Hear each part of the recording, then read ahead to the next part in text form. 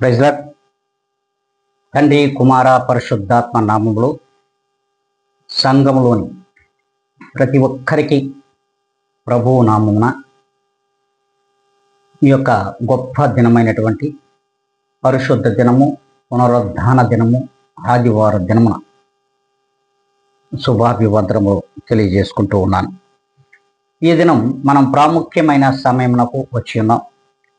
అట్టి ప్రాముఖ్యమైన సమయంలో దేవుని యొక్క మాటలు, అవి మంచి మాటలను మనం విందాం, చూద్దాం.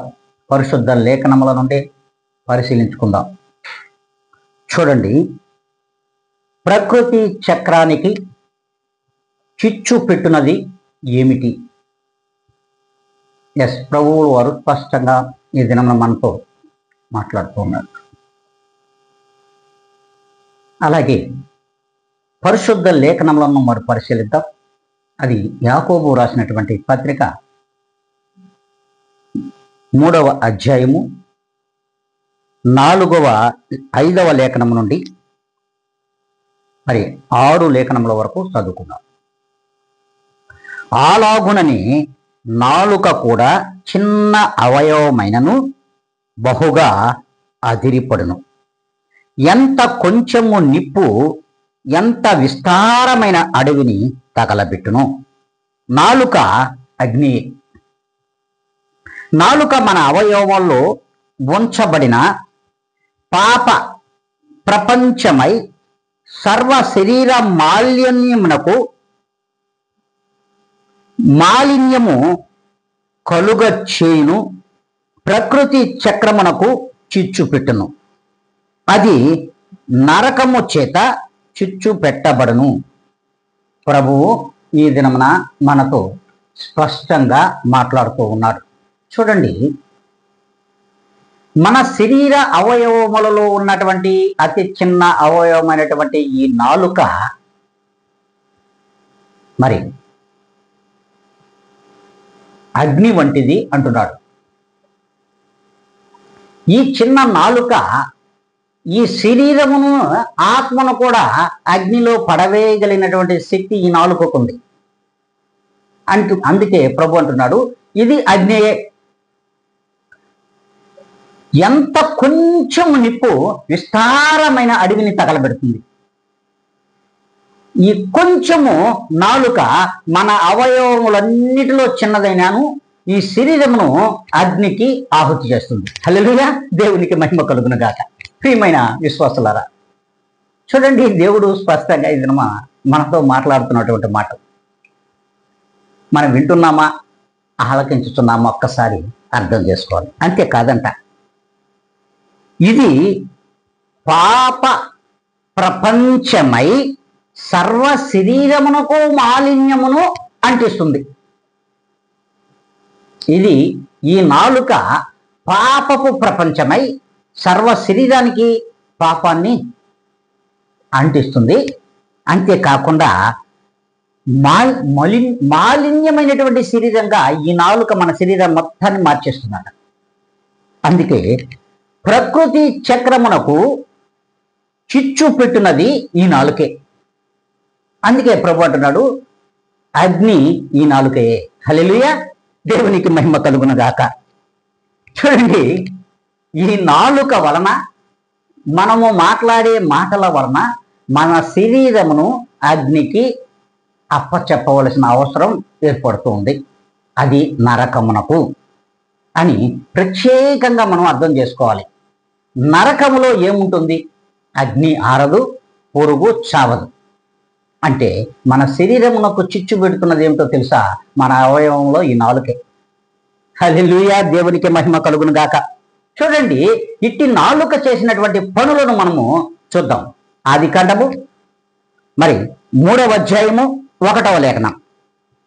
అది ఆ స్త్రీతో, ఇది నిజమా? ఈ తోట చెట్లలో దేని ఫలమునైనను మీరు తినకూడదని దేవుడు చెప్పినా అని అడిగాను. చూడండి, హవ్వను ప్రేరేపించుతున్నటువంటి అపవాది. అవునా? ఆశ్చర్యం. ఇది నిజమా? ఆశ్చర్యకరం. ఈ చెట్ల ఫలములలో దేనినైనను తినవద్దని దేవుడు చెప్పిన, అంటే దేవుని గురించి ఆ సాతానుకు తెలుసు. హల్లెలూయా, దేవునికి మహిమ కలుగును గాక. ఆ దేవుడు చేసినటువంటి ఈ కార్యము అవ్వ గ్రహించలేకపోయింది. దేవుడు చెప్పినా అని, మరి దేవుడు అని చెప్పిన తర్వాత కూడా అవ్వ అనుమానము అవిశ్వాసం లేక పడిపోయి మరి ఆ చెట్ల పండ్లలో మరి కొన్ని కోసుకొని, కొన్ని ఆమె తిని, కొన్ని తన భర్త ఆదాముకు తెచ్చి ఇవ్వడం కూడా జరిగింది. అయితే ఆదాము కూడా అడగలేదు ఈ పండ్లు ఏ చెట్టువి అని అడగకుండానే వాటిని ఆదాము కూడా తినివేయడం జరిగింది. చూడండి, అపవాది అవ్వను మోసపుచ్చితే అవ్వ ఆదామును మభ్యపెట్టేసింది. హల్లెలూయా, దేవునికి మహిమ కలుగును గాక. మభ్యపెట్టి తినిపించేసింది. ఇప్పుడు ప్రభు ఎంటర్ అయిపోయాడు. దేవుడు మరి ఏదోను తోటలోకి ఎంటర్ అయిపోయాడు.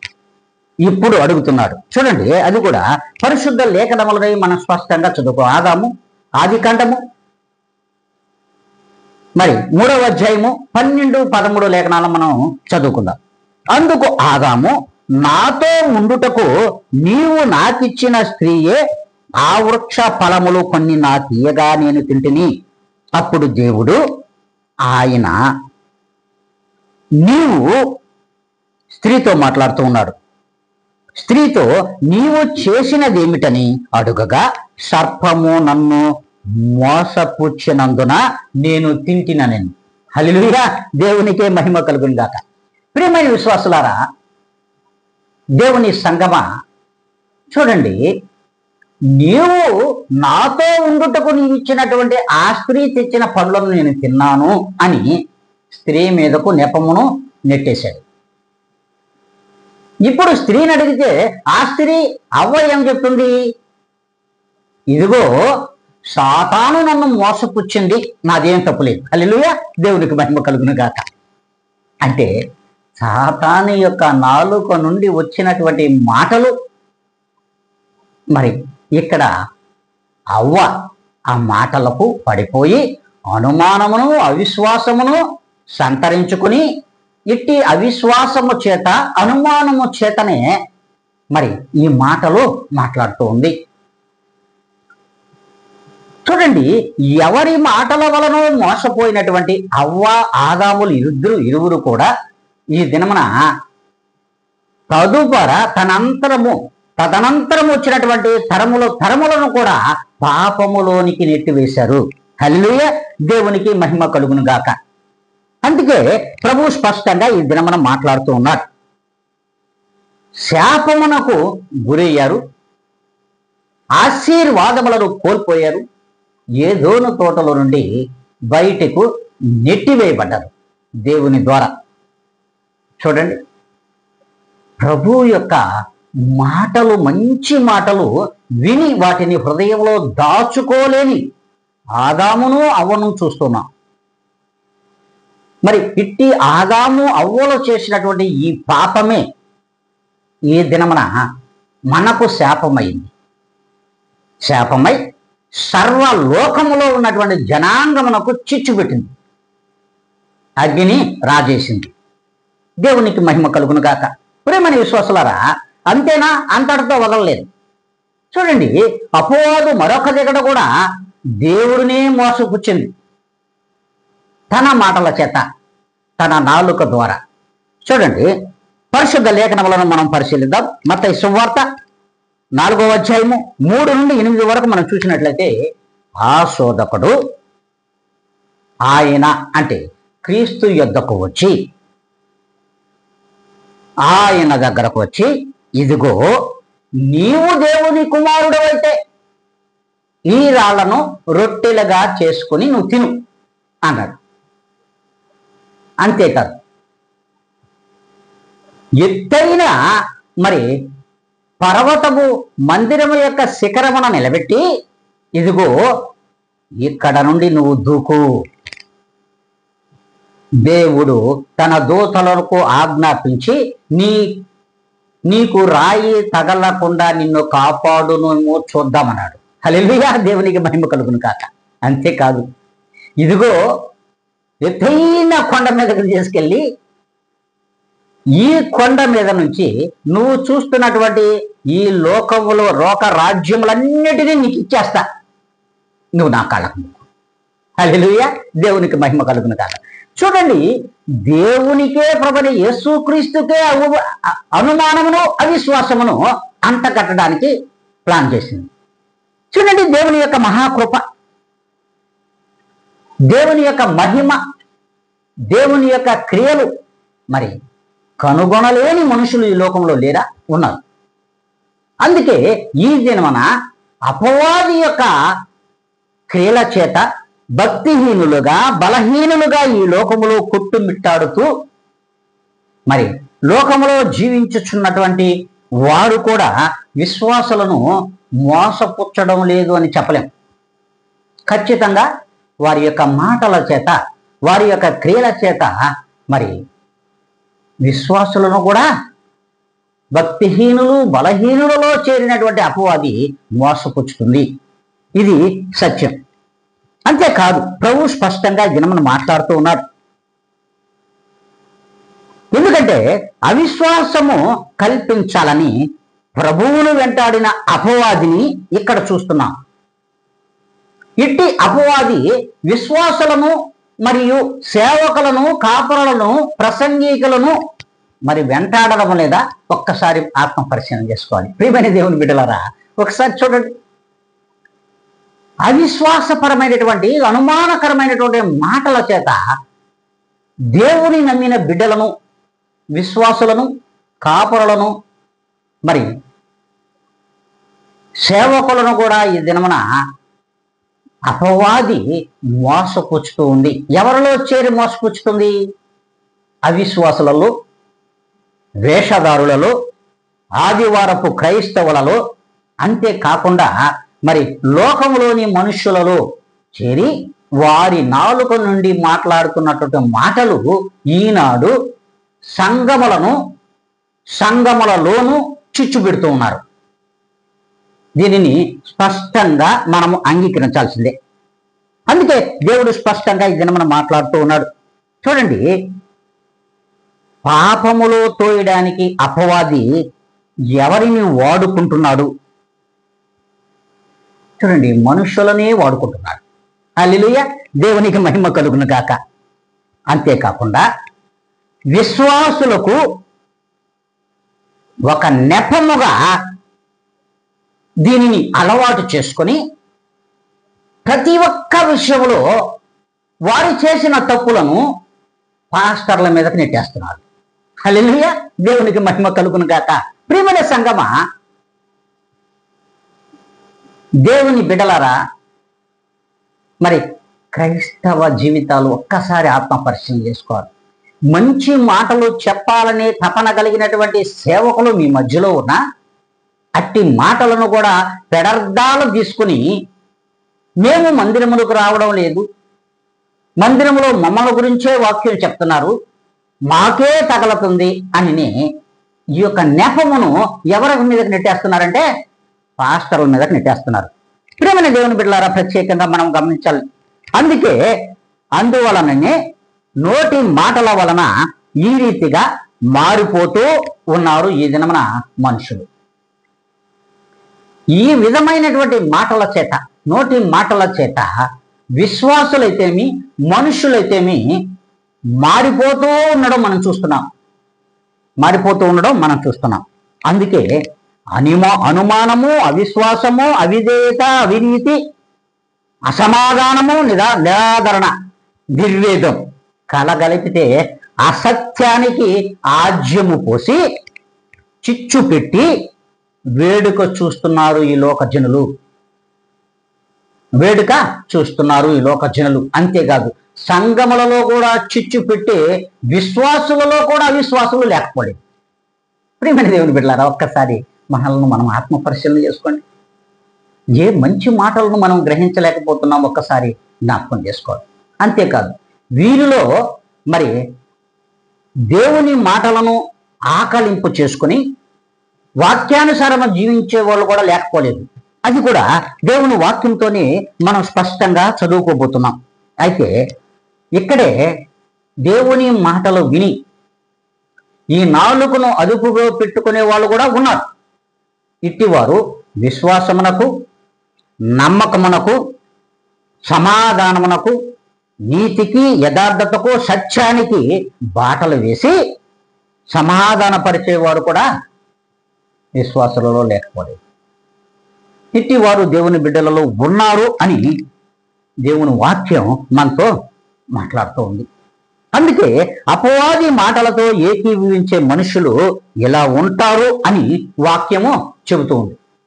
అపవాది యొక్క మాటలతో ఏకీభవించి మరి అలాంటి విశ్వాసులు కూడా ఈనాడు సంఘములలో లేకపోలేదు, ఇతర మనుషులలో లేకపోలేదు, విశ్వాసులలో కూడా లేకపోలేదు. అందుకే ప్రభువు స్పష్టంగా ఈ దినమున ఈ రీతిగా ఉంటారు వీళ్ళు, అపవాదికి లోనై అపవాది మాటలను వింటూ ఆ మాటలను కూడా సంఘములలో ఒళ్ళి వేసేవారు ఉన్నారు.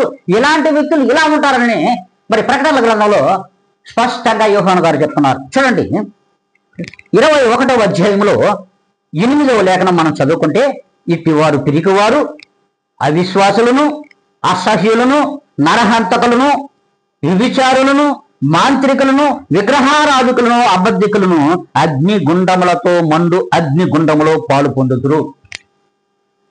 అగ్ని గంధకములతో చేత మండింపబడుతున్నటువంటి అగ్ని గుండములో ఇలాంటి వాళ్ళని వేస్తారంట. ఖచ్చితం ఇది దేవుడు స్పష్టంగా చెప్తున్నాడు. ఇట్టివారు సంఘములలో ఉన్నారో లేదో ఒక్కసారి వారిని వారు ఆత్మ పరిశీలన చేసుకోవాలి. వారిని వారు ఆత్మ పరిశీలన చేసుకున్నట్లయితే ఎప్పటికైనా మించిపోలేదు. మనము చిచ్చు పెట్టే వారిలో లేకుండా సంఘములను నిలబెట్టేవారిగా, వారి కుటుంబములను నిలబెట్టుకునేవారిగా, వారి కాపురాలను నిలబెట్టుకునేవారిగా, అలాగే సంఘముతో పాటుగా సమాజమును కూడా నిలబెట్టేవారుగా, సమాజముతో పాటుగా దేశమును రాష్ట్రమును కూడా నిలబెట్టుకుని సమాధానపరిచేవారు కూడా సంఘములలో అవసరమైనదని దేవుని వాక్యము సెలవిస్తుంది. అందుకే దేవుడే స్పష్టంగా ఈ దినమున మాట్లాడుతూ ఉన్నాడు. చూడండి, వీటన్నిటి కూడా ఇంతటి ఈ వ్యవహారానంతటికి కారణం ఏంటంటావు? నాలుకే. ఈ శరీరంలో చిన్న అవయవమే. శరీరానికే నిప్పు పెట్టడం కాకుండా, శరీరాన్ని అగ్నికి ఆహుతి చేయడమే కాకుండా, ఈ ప్రపంచం అనే ఈ చక్రాన్ని కూడా ఆ అగ్నికి ఆహుతి చేస్తుంది అని దేవుని వాక్యము సెలవిస్తోంది. చూడండి, అపోస్తల కార్యములలో దేవుడు ఈ రీతిగా మనతో మాట్లాడుతూ ఉన్నాడు.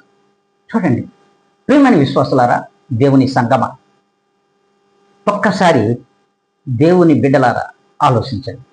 చూడండి, అపోస్తల కార్యములు 7వ అధ్యాయము 29వ లేఖనాన్ని మనం చదువుకున్నాం. కాబట్టి మనము దేవుని సంతానమై ఉండి మనుషులు చమత్కార కల్పనల వలన మార్చబడిన బంగారమునైనను, వెండినైనను, రాతినైనను దేవత్వము పోలి ఉన్నదని తలంచవద్దు. లోకములోని యొక్క మనుషుల యొక్క మాటలు విని అపవాది యొక్క మాటలకు లోబడి ఈ రీతిగా మీరు ఉండొద్దు అంటున్నాడు. అంటే బంగారముతో చేయబడిన, వెండితో చేయబడిన, కొయ్య కర్రల రాతిలతో నిర్మాణము జరిగినటువంటి ఇవి దేవత్వమును పోలి ఉన్నాయని ఎవడ చెప్పినా నువ్వు నమ్మొద్దు అని దేవుని వాక్యము సెలవిస్తూ ఉంది. అందుకే వీరి యొక్క మాటలు కూడా ఎలా ఉంటాయంటే అబద్ధకుని మాటలలాగానే ఉంటాయి. వీటిలో ఏ మాత్రము సత్యం ఉండదని దేవుని వాక్యం సెలవిస్తుంది. ఇట్టి అనుమానమును కల్పించే మనుషులు ఈ లోకంలో ఉన్నారు కనుకనే మీరు నమ్మద్దు. దేవుని యొక్క మాటలు, మంచి మాటల మీద మనసు ఉంచండి అని దేవుని వాక్యం సెలవిస్తుంది. ఈ మంచి మాటల వలన మనము మంచిగా ఈ లోకంలో బ్రతుకుతాం, మంచిగా సంఘములను కట్టుతాం, అలాగే మంచిగా రాష్ట్రమును కట్టడానికి ఉపయోగపడుతుంది. అలాగే దేశమును కూడా, దేశ నిర్మాణములో కూడా ఈ మంచి మాటలు మరి మంచిగానే దేశాన్ని కూడా నిలబెడుతుందనే విషయాన్ని మనం గ్రహించలేకపోతున్నాం. అందుకే ఇది ప్రపంచమునకే చిచ్చుబిట్టేటువంటి నాలుక కలిగిన దేహము. దీనిని మనము ఏ మాత్రము కూడా అదుపులో ఉంచుకోలేకపోతున్నాం. హల్లెలూయా, దేవునికి మహిమ కలుగును గాక. చూడండి, దేవుడు స్పష్టంగా చెప్తున్నారు, ఇవి మంచి మాటలు వినండి. ఇదిగో నా ప్రేమ మంచిది, నా ప్రేమను కనుగొనండి అంటున్నాడు. ఎవరు వినలేరు నీ మాటను, ఎవరు కనలేరు నీ ప్రేమను, ఎవరు వినలేదు నీ మాటను, ఎవరు కనలేరు నీ ప్రేమను. యేసయ్యా కృపనీదయా, ఓ యేసయ్యా మహిమే నీదయా, యేసయ్యా కృపనీదయా, ఓ యేసయ్యా మహిమే నీదయా. హల్లెలూయా హల్లెలూయా హల్లెలూయా, హల్లెలూయా హల్లెలూయా హల్లెలూయా, హల్లెలూయా హల్లెలూయా హల్లెలూయా, హల్లెలూయా హల్లెలూయా హల్లెలూయా. Praise the lord. చూడండి, దేవుని బిడ్డలు ఎలా ఉండాలో ఎలా ఉండకూడదో చెప్తున్నటువంటి యాకోబు గారి యొక్క మాటలను పరిశీలించుతున్నాం మనం. అంతేకాదు, దేవుని వాక్యం స్పష్టంగా ఈ దినమా మాట్లాడుతోంది. చూడండి, యాకోబు రాసినటువంటి పత్రికలో 3వ అధ్యాయంలో 7వ లేఖనం నుండి 11 వరకు మనం చదువుకుందాం. మృగ పక్షి సర్ప జలచరములలో ప్రతి జాతియు నరజాతి చేత సాధు కాజాలను, సాధు ఆయను గాని ఏ నరుడును నాలుకను సాధు చేయ నేరడు. అది మరణకరమైన విషముతో నిండినది, అది నిరర్గళమైన దుష్టత్వమే.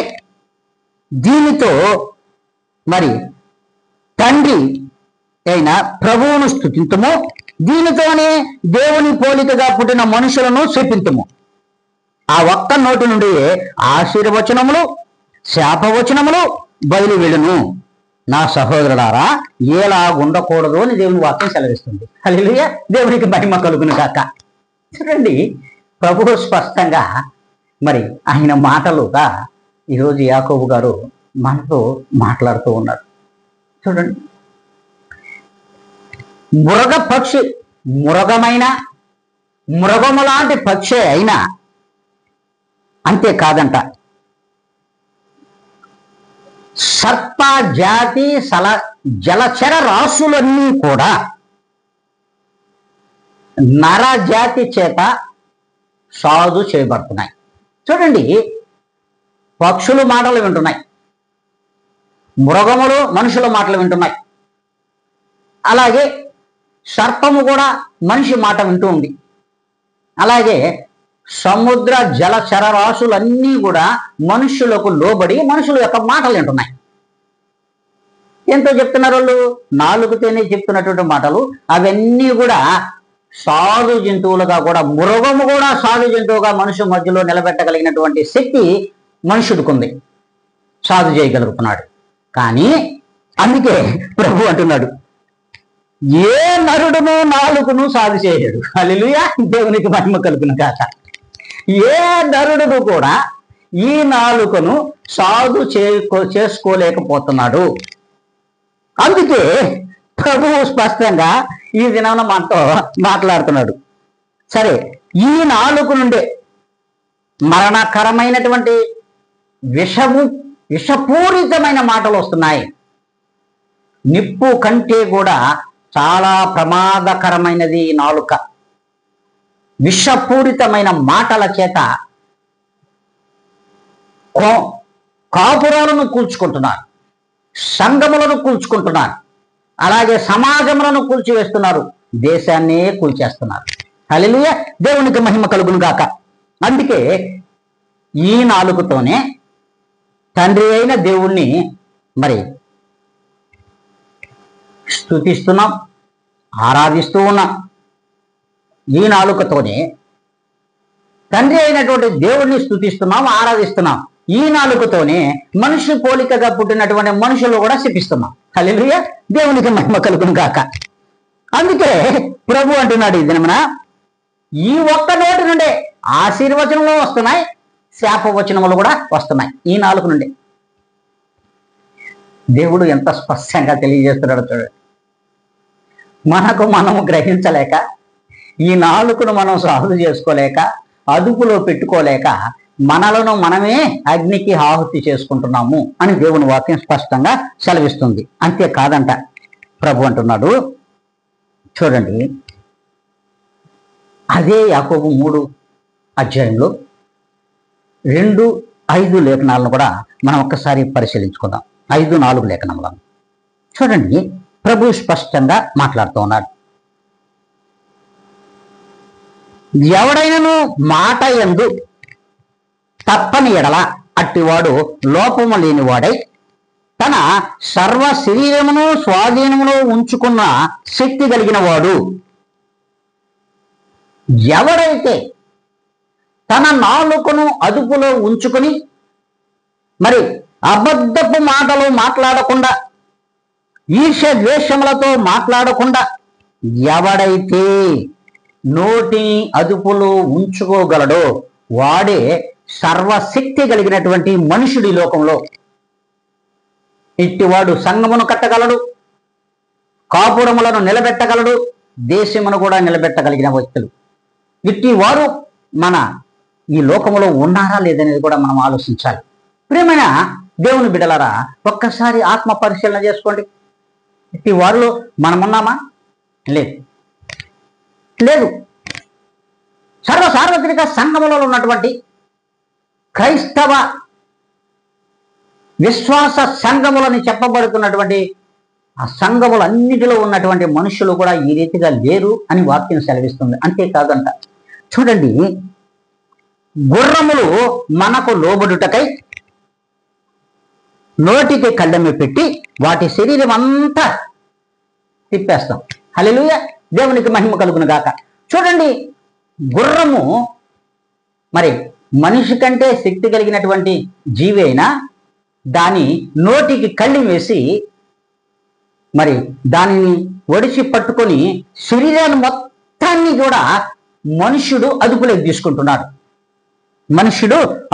తీసుకుంటున్నాడు. అంతేకాదంట, ఆయన చెప్తున్నాడు, ఓడలను కూడా చూడండి, అవి ఎంత గొప్పవై గాలికి కొట్టుకొని పోబడినను ఓడ నడుపు వాని ఉద్దేశము చొప్పున మిక్కిలి చిన్నదగు చుక్కాని చేత త్రెప్పబడును.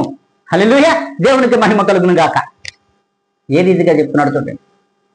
ఎంత పెద్ద ఓడ సముద్రములో పెనుగాలుల చేత చిక్కుకున్న ఓడ నడుపు వాని యొక్క జ్ఞానమును బట్టి చిన్న చుక్కానితో ఓడను త్రిప్పగలడు. ఓడ మొత్తాన్ని కూడా ఆ చుక్కానితో త్రిప్పగలిగినటువంటి శక్తి ఈ మనుషులకే ఉంది. కానీ ఆ రీతిగా మన నాలుకను మన అదుపులో ఉంచుకుని ఈ లోకములో బ్రతకగలిగినటువంటి వారిగా మనమున్నామా?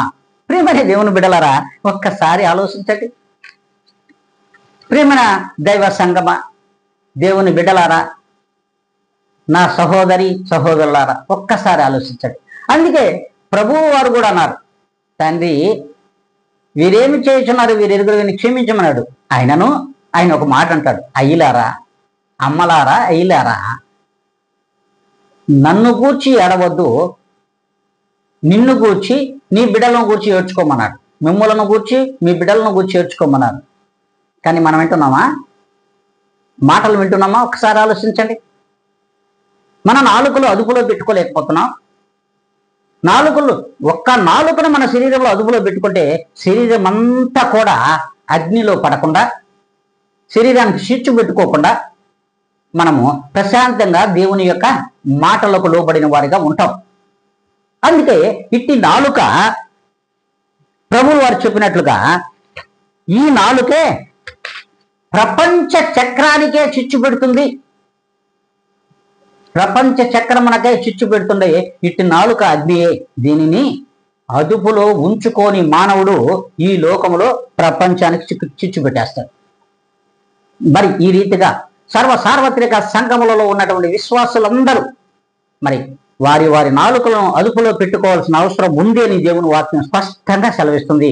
ఈ యొక్క దేవుని యొక్క రాకడ సమీపించుతున్న కొనది మన నాలుకలను, మన దేహంలో ఉన్న అవయవములలో అతి చిన్నదైన ఈ నాలుకను అదుపులో ఉంచుకోవాల్సిన అవసరం ఎంతైనా లేకపోలేదని ప్రభువైన యేసుక్రీస్తు వారు ఈ దినమున నొక్కి ఒక్కానించి మీతో మనతో సంఘములతో మాట్లాడుతున్న ఈ మాటలు సంఘములో ప్రతి విశ్వాసులో ఫలించును గాక. ఆమేన్.